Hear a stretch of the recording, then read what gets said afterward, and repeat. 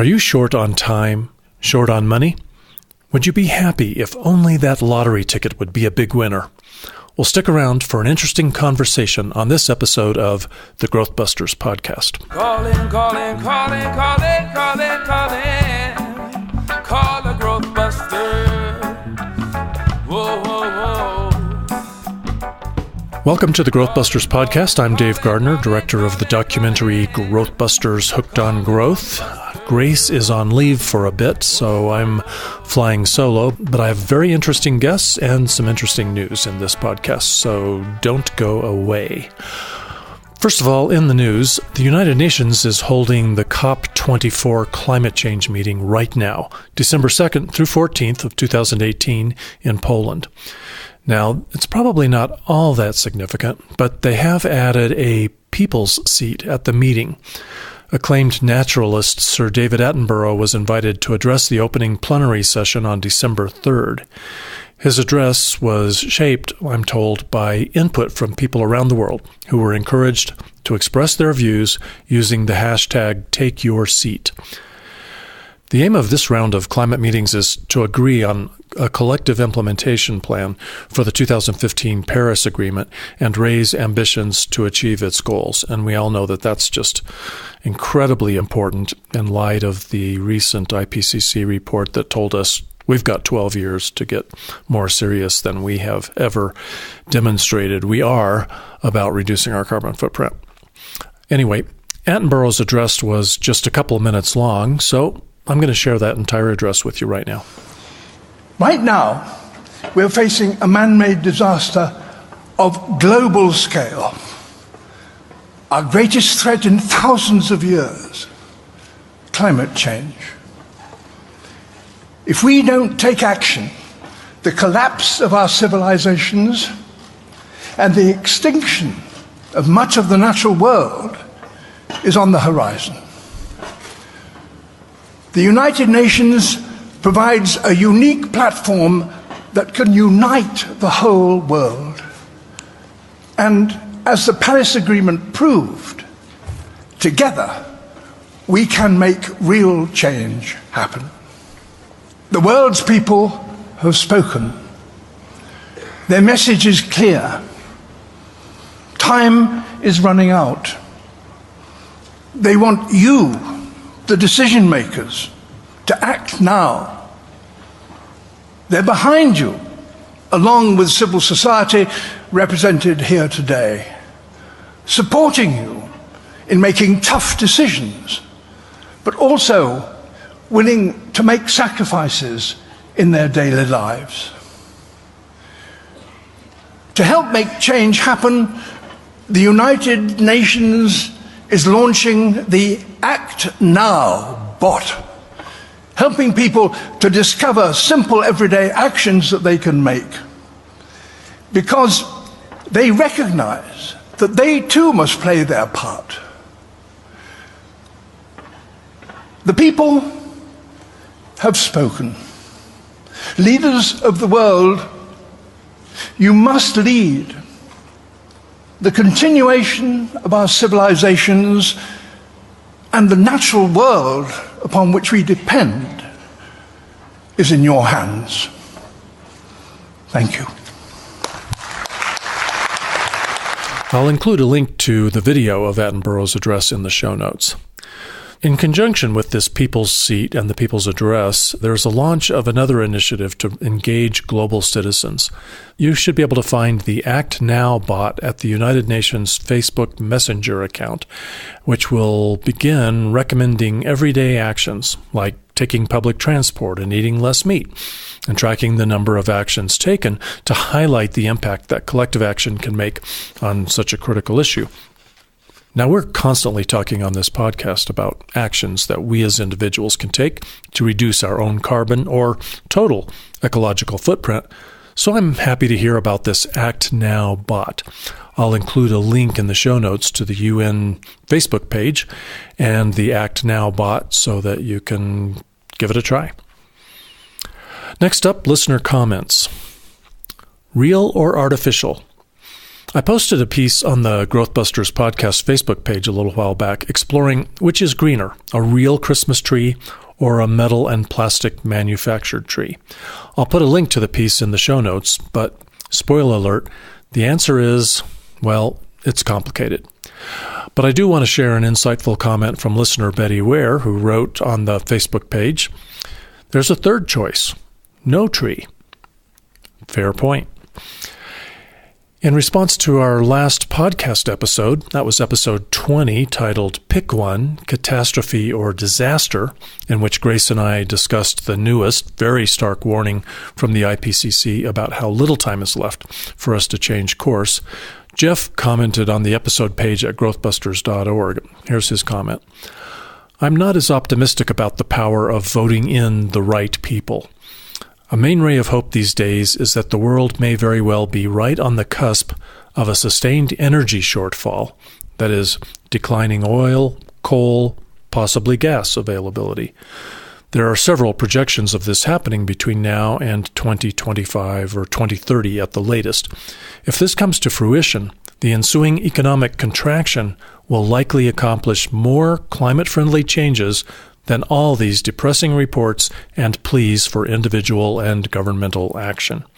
My fingers are crossed for a near-term civilization decline because I don't believe humans can evolve fast enough to cope with the levels of complexity we've created, and we've never had to intentionally, collectively restrain ourselves in our pursuit of resources. It's always been forced upon us." Well, Jeff, you may well be right, but I do think the right thing to do is to try to prove that you're wrong. Don't you hope that you're wrong? Now, it's not looking good, but for some reason, I just can't give up. I do like to share listener feedback, so post a comment to this episode's page at growthbusters.org or go to the GrowthBusters podcast page on Facebook. And don't forget to share, recommend, subscribe, and rate this podcast. Also, please like the GrowthBusters podcast Facebook page. We're not really getting a lot of love there. We've got a lot of people on the GrowthBusters Facebook page, but the podcast page seems to be lonely and forgotten. Before we get to the main segment, I would like to mention that GrowthBusters is a nonprofit project. We don't run on gasoline, coal, natural gas, or hot air, even. We run on your love. So please show us a little love by becoming a supporting member. Hit the donate button at growthbusters.org. And now for the main attraction. Will having it all make you happy? And if you don't have it all, are you somehow to blame? What is it that can make millionaires unhappy? Well, these questions would be important even if we weren't over-consuming and killing the planet in the process. But since we are, this is a relevant conversation for the GrowthBusters podcast. The idea of sustainable abundance certainly caught my eye when I read about a new book called The 7 Laws of Enough, Cultivating a Life of Sustainable Abundance by Gina LaRoche and Jennifer Cohen. If you're like me, you're trying to enjoy enough, and you really want everyone to discover the joy of enough. Now, you might find this very thoughtful book helpful. So I'm very happy to welcome the authors to the GrowthBusters podcast so we can get to the bottom of this sustainable abundance thing. Gina and Jen, thanks so much for joining me on the GrowthBusters podcast. I remember reading in the introduction of your book that everything is okay. In the times we're living in, I am so glad to know everything is okay. Is everything okay? At one level, yes. And at another level, no. And it's important to distinguish which level of reality we're addressing. It's not okay that people are being killed for the color of their skin. It's not okay that we're living on our ecological credit card. It's not okay. Those things are not okay. You know, we could do a whole list, right, Dave, of things that are not okay. And what we mean by is it's actually okay even though it's not okay is really a deeper, you might call it a spiritual knowing that somehow we are here on this planet and there is some method to all of this madness, even if we don't know quite what it is. And there is a way to be okay, even though it's not okay, which is not the same thing as being resigned to the state we're in, but it's a nuanced way of relating to life. And something tells me it might take us a couple of hours to completely unwind that.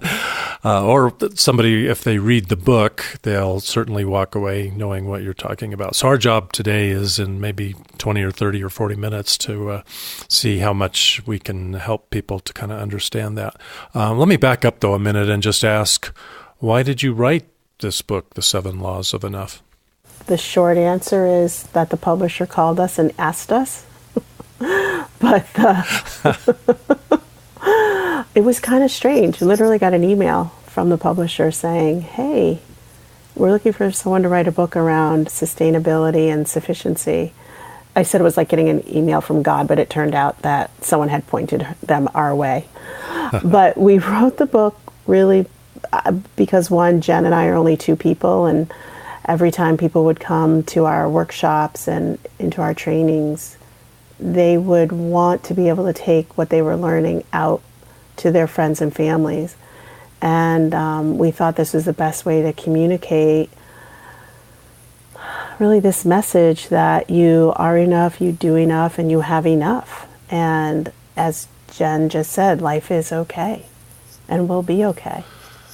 So it sounds like it's not so much about the world being okay, but about you being okay. It is ultimately at the intersection, Dave, of us being okay with living life on life's terms, with the way things are and the way things are not, and standing up and interacting with the world from the 7 laws to say a slightly different message, which is enough is enough. And we must begin to live in ethical and right alignment with life. And as we drop into our okayness with the way that life is, we actually remember our rightful place in relation. And then there is nothing to do but to clean up the rivers and the oceans and take good care of each other. That's all that's left after you drop back in. What really got my attention and made me want to chat with the two of you was that in the introduction of your book, I started reading a little bit of that. What if the truth is that everything is okay, like Garden of Eden okay? It's hard to imagine, but it is the truth of sufficiency. Here are the facts. There is enough food, air, water, and other necessities for every human being on the planet to live a quality life full of resources and abundance. And that got my attention because, the latest reports from the IPCC on climate change and the latest WWF Living Planet report are telling us that the world, in many ways, is not okay. And of course, the GrowthBusters project is all about sustainable living and inspiring our civilization to reduce the scale of the human enterprise, precisely because we have outgrown the planet. We can't feed a growing population and economy without crippling the life-supporting ecosystems we depend on. So we're frequently talking on this podcast about scarcity, and you're talking about abundance. Are we in disagreement? We are not in disagreement. We may be about subtleties and different things, but I don't think we're in fundamental disagreement. One of the things we talk about is sustainable abundance. Abundance without sustainable is what many people call spiritual materialism. Using the law of attraction or this or that or some law of physics or law of life itself to simply do more of what we're already doing, which is plundering the planet. That's not what we're talking about. And we were very, very deliberate when we called it sustainable abundance. The sustainable is never spoken without the abundance, and the abundance is never spoken without the sustainable in our way of looking.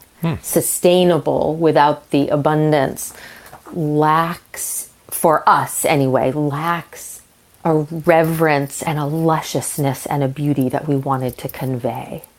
And abundance without sustainable lacks the ethics and the reciprocity and the right alignment and the truth of the moment that we're living in on planet Earth, which is what you're speaking to, which is that we are living on our ecological credit card. We are out of alignment with life. We are out of alignment with reciprocity. We are out of alignment with an ethical relationship to all other life and even our own species. And we need to right that alignment. And maybe we are too late now, Dave. You know, the truth is we wrote those words even 2 years ago when we wrote those words. Before the current administration, it occurred differently to us. We knew we were on the edge, and there were lots of people saying it's too late, and other people saying, scientists saying, it's not too late, but we're really close. And now, even though those words are 2 years old, it looks like maybe we are too late. But the truth of 30,000 children dying each day from hunger is not that currently on this planet there is not sufficient food to feed everyone. That's not the reason 30,000 kids die today. Good point. It's because of the economics of scarcity. And that's really what we were pointing to when we said there are finite but sufficient resources to care for all beings, and what Buckminster Fuller was pointing to. So after that, I feel like I need to give Gina a chance to add. You have anything to add to that, or did she say it all?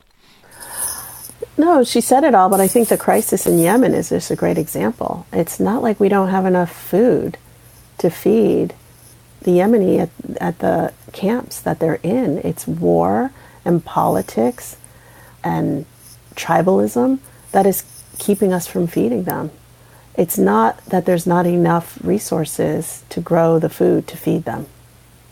Okay, so big picture, though, we know that the way we're growing all that food is really tough on the planet, and it may not be. There's likely not a way to feed 7 or 9 or 11 billion people on the planet sustainably, you know, without crippling our ecosystems in the long haul. So big picture wise, you know, I keep coming back to this idea of scarcity, but I think in your book and in your talks, you're pointing to scarcity as a mindset or something that's actually dangerous to us. Is it fair to say? Can you share what it is about the myths of scarcity that you write about that gets in our way? Sure. Yeah. So, you know, I'm listening to dangerous.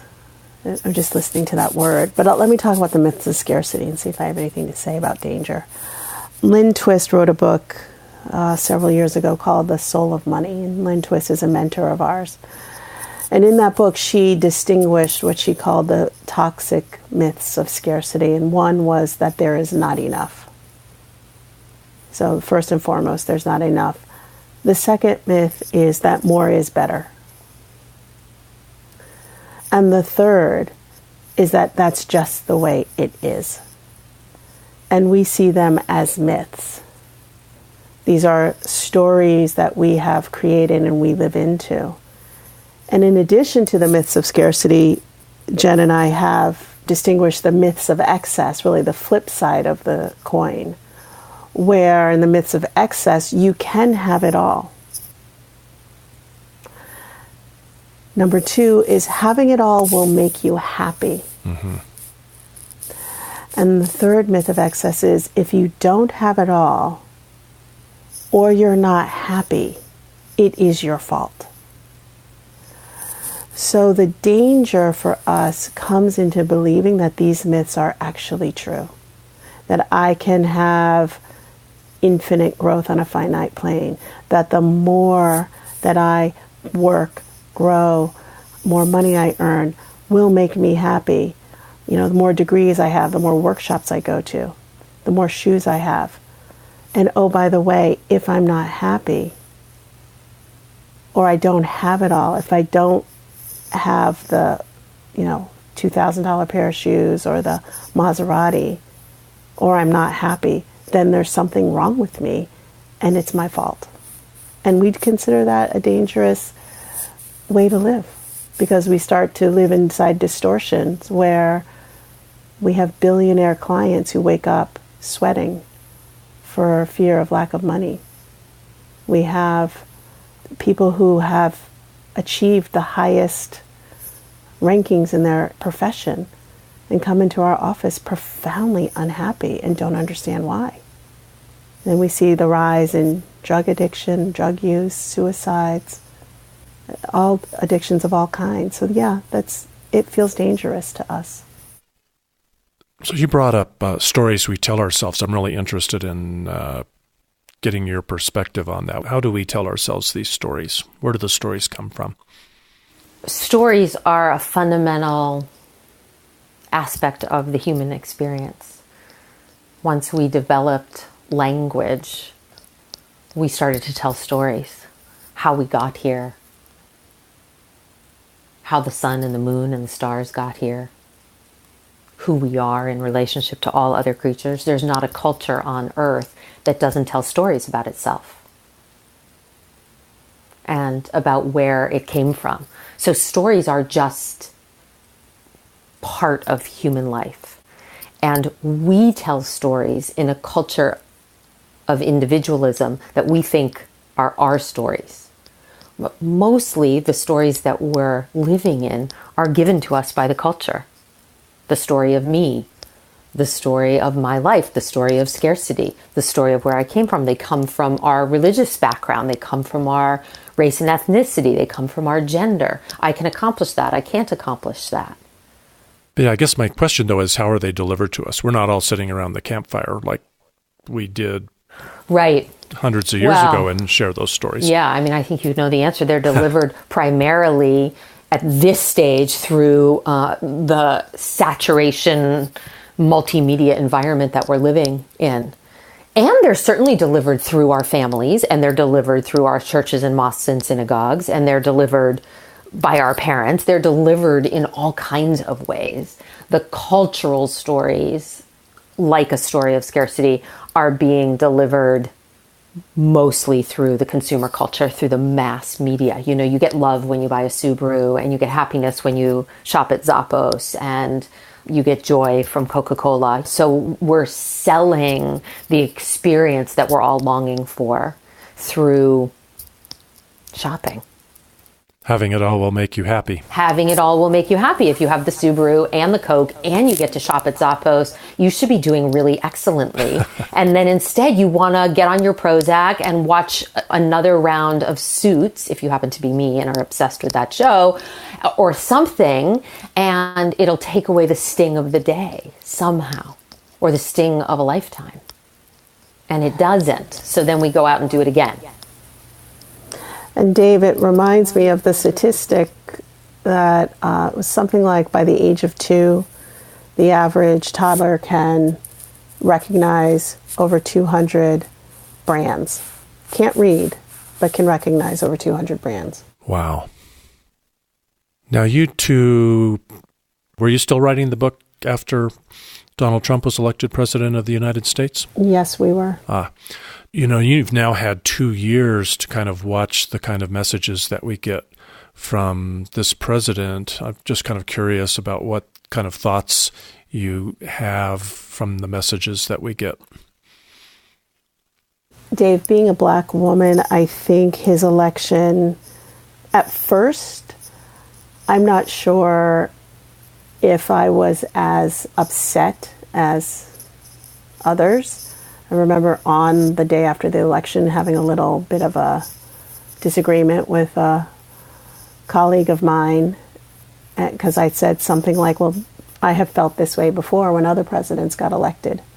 And they insisted that it can't be true. But I think many Black Americans hear his rhetoric, and in some ways it didn't feel that different. I think now, 2 years later, when we're really seeing his belief in this myth, really another myth of white supremacy, and his continual conversation and spreading that myth around the globe, it does feel different. So I mostly look at his messages through a racial lens because of my own race. Sure. So that's how I would answer that question.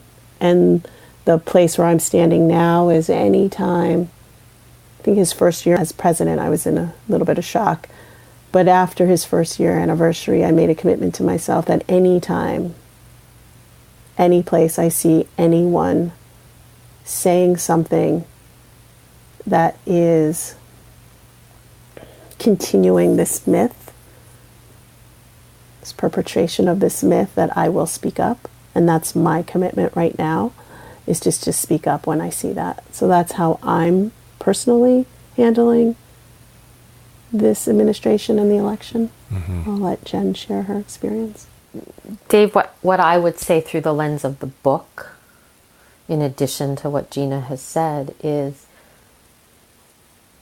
Donald Trump put a bunch of logs on a sleepy but not at all dead fire, and elevated to such an exaggerated level what was already happening that even people with enormous amounts of privilege and insulation from the dynamics in the world could see it, and could see it clearly. And if you're feeling really brave, you could call that the gift of his presidency. So he didn't do anything except exaggerate and amplify, put on megaphone dynamics that are already here on the planet and are directly related to the book's message about a world that is ethical and reciprocal and just and in right alignment, a place where all beings belong and no one gets to be elevated to a level of power where they get to say that another group or another tribe or another ethnicity or another anything doesn't. And that we have to move, as so many leaders have said over the course of history. In the 20th century, it was people like, Gandhi and Martin Luther King and Mandela, but that, hatred will never heal the planet. It will never heal anything. Only love will transform life. And that's the seventh law. As it happens. One of the things that he amplified that really struck me that I want to invite your thoughts on is competition. In foreign relations, the world view of President Barack Obama was a very cooperative view, and the view of the Trump administration is that we win, they lose. So I really would like to see what you two think about competition, related to politics certainly, but also just in the way we operate, the way we conduct ourselves. Well, competition is actually a weapon of scarcity in our work. We call it a weapon of scarcity. Yeah. My husband is a protege of Roger Fisher, who wrote Getting to Yes, and distinguished this win-win negotiation. And I hate to sound naive, but I don't understand the benefit of why someone has to lose when we can all win. I just don't understand why I would want somebody to have less than, feel less than, and not be held in dignity. I just don't understand it. Well, I think it must be because you buy into the myth of scarcity. There's not enough for everybody to win. Yeah, and I think there's a myth that somehow he's measuring winning as a value, his success. It's his success measure, right? How he wins. And we have a colleague, Alan Rosenblith, who says you measure what you treasure and treasure what you measure.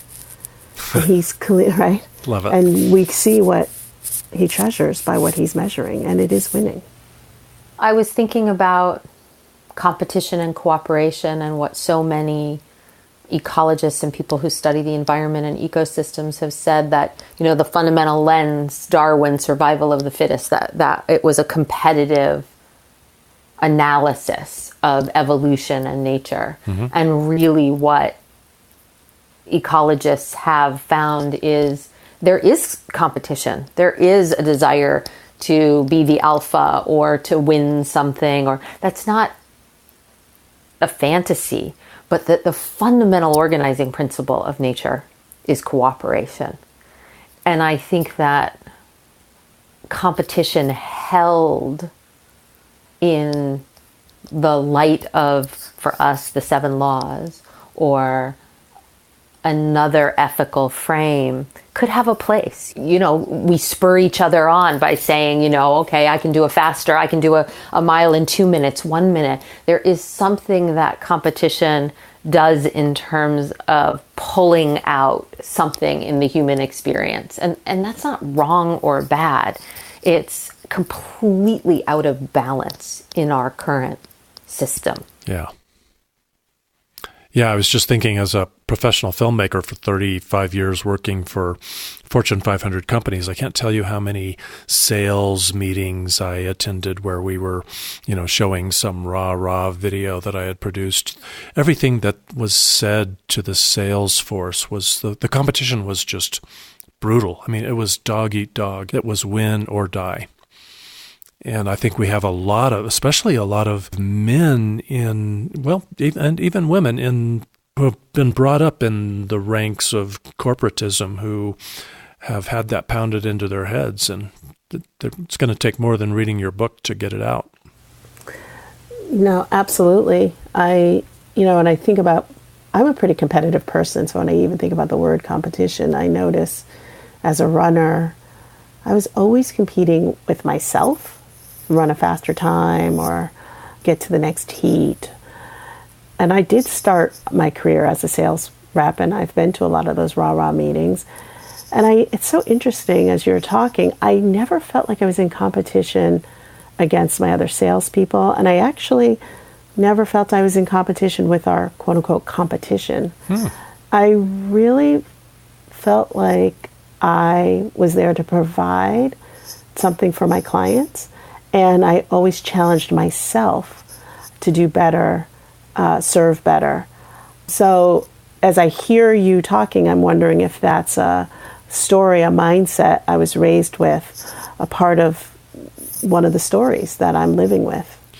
Yeah, or you got lucky and there are certainly some amazing firms out there. It sounds like maybe you were in a pretty positive corporate culture. Yes, I started working at IBM, and they actually really taught us to never disparage our competition. I remember that distinctly from our training. So I am really in awe of the two of you and all of the deep thought that you've given to this. So I know I can't ask all the right questions to give you the opportunity to really share what our audience that's interested in sustainable living will find really relevant. So I really just want to shirk my duty and do a cop-out and just ask you, what do you think? What have I not given you a chance to share with our listeners that you think they'll want to hear or need to hear? One of the questions that I often ask people when I meet them is, how can you integrate this into your daily life? How are you intentional about integrating this into your daily life? How does the rubber meet the road? So that's a question that I would ask if I was listening to this podcast. So for me, I spend a lot of time thinking about experiments and practices. And the book, each chapter for each law has its own set of practices to cultivate that law. So when joy is available, there's a practice to laugh for a minute and to try different types of laughter as a way to cultivate joy and lightness. And I eat my own cooking, as one of my clients likes to say, where I am practicing on a regular basis presence, kindness, compassion, love. I experiment. We run a lot of experiments with money, real live experiments with actual money, not monopoly money. And what could that look like for you? When you say we, are you talking about your family or? My family, Jen and I, our training programs. If you come to our training programs, we ask you to run money experiments, bring some truth and transparency around money. Talk about scarcity. I think we write in the book, there's never, ever, ever enough money. And if you bring truth and transparency to your money, it's so frightening and scary, but it really can set you free and bring you some financial peace. And I think my curiosity in this moment for myself is around time scarcity, because we do in the book talk about scarcity, biggest pain points is money, time, and relationship. And right now, my scarcity pain point is around time. And I've been doing this investigation with a girlfriend of mine about what if I tithed my time? like I tithed my money. And so that's my current inquiry. I haven't done anything about it. I'm just in an inquiry about, what could that possibly look like? So that's what I would offer. I'll turn it over to Jen. When you first asked the question, Dave, about what we wanted to share, my first thought was we could just share what the 7 laws are for the people who are listening to this who haven't read the book or may not ever read the book, actually. Mm-hmm. And we keep referring to this law or that law, but we haven't said out loud all 7 laws. That wouldn't be a bad start. Okay. Law number 1 is stories matter. So hopefully that now makes sense why you asked us, Dave, about stories and how they shape us. Mm-hmm. Another way we often talk about law number 1 is to say that the context is decisive.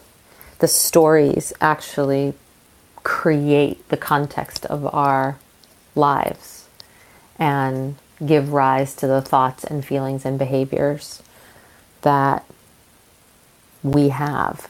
They don't mostly come from our interior. They mostly come from the layers of stories and layers of context that we're living in. That's law number 1. Law number 2, I am enough. In the book, we say something like, what would it be like if we took the debate off the table? People are in a great debate. Am I enough? Do I do enough? Do I have enough? Am I really okay how I am? And we say, in the world of sustainable abundance, there is no debate about your enoughness. It's impossible not to be. Law number 3 is I belong. We referred to this earlier in the conversation. There is no way not to belong here. And there is no human being, no matter how righteous or how empowered or how much land they own or money they have, that has a right to determine who belongs and who does not belong here. Every single person got here the very same way and will all go out the very same way. Law number 4, no one is exempt. In American culture in particular, we like to insulate ourselves from aging, depression, difficulty, and we have all manner of ways to pretend life is not what life is. And we say there is great freedom in letting go into the truth that old age, sickness, and death will befall all of us. And as we embrace death, we embrace life.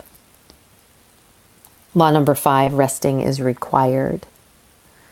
At the most basic level, we're stressed out, undernourished, running mad, and need rest in the most primitive and basic of ways, like sleep and food that's actually nutritious. And at a much deeper level, we're on the run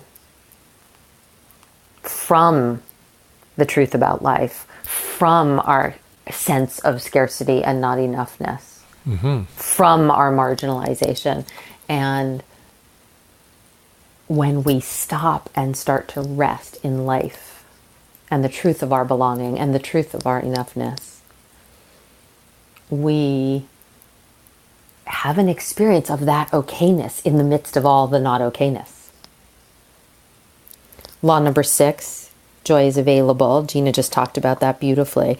As we rest, as we know our enoughness, as we remember our place in the family of things, as Mary Oliver says, joy rises up and is authentic and real and from within, as opposed to the next excitement that we try to bring toward us as a substitute for joy. And law number 7, which we've talked about, love is the answer, the antidote to fear. And Gina likes to say, if we have to choose, love is really the only law.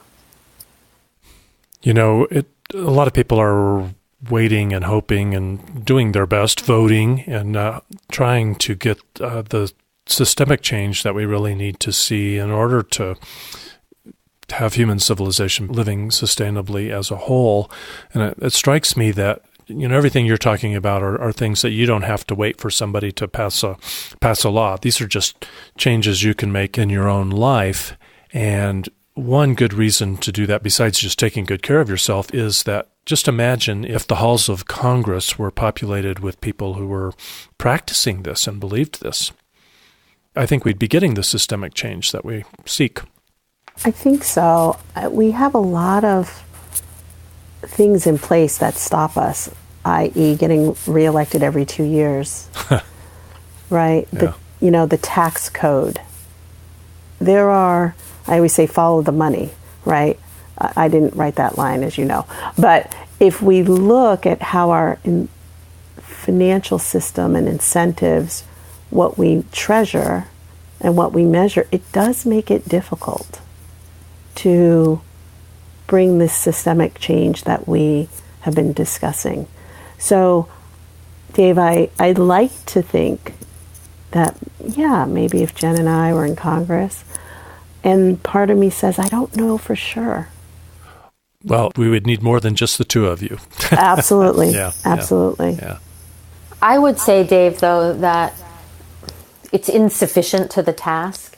And if you remember interconnection, me doing my work and you doing your work, and us interfacing with the people in Congress we maybe get to coach or consult to, Gina and I, or you interfacing with your community the way that you do, occurs in this moment as insufficient to the task at hand, runaway climate change, and may very well be. And in the space of interconnection, it still matters. It matters that we do that. Will it be sufficient? Will it really actually be enough? Ironically, we don't know. Well, Jen, I'm glad you said that. That's becoming a recurring theme in every episode of this podcast for some reason. So I'm glad you brought that up, even though it doesn't necessarily solve my wounds here. I think a great way to wrap up is maybe to circle back to Law 4, No One is Exempt. Gina, I know you wrote a poem that I found very moving, and I think everyone should carry around in their pocket. I wonder if you'd be willing to read that poem to us as a close. Yes, Dave. Thank you. Thank you. Thank you both. I am not exempt. If I knew I was not exempt, if I knew I was going to die, become a frail old lady, would I change how I lived my life? I would run more, eat less. However, drink more wine and eat more chocolate. I'd pay attention to the sun, moon, and stars, pay less attention to interest rates, 401ks, and my children's dating lives. I would breathe deeper, laugh longer, sing out loud, dance in public. I would get rid of things. I would write more, sit in hot springs, snowshoe. I would forgive easier, let go faster, love broader, hug more trees, and rub my stomach along the grass. I would make one more snow angel. Thank you. Applause. Applause. That brings us to the close of another GrowthBusters podcast. Check the show notes for links to everything we discussed. And have a great holiday season. I wish you all the joy that comes from sustainable living. Some may dream to pave mountains and streams, but not me. I'm a growth buster. Some may just want more, but don't know what it's for, but not me. I'm a growth buster. Don't want a solution at the cost of pollution. They think bigger is better at the cost of the weather. But no, not us. We are the growth busters. Calling, calling, calling, calling, calling, calling.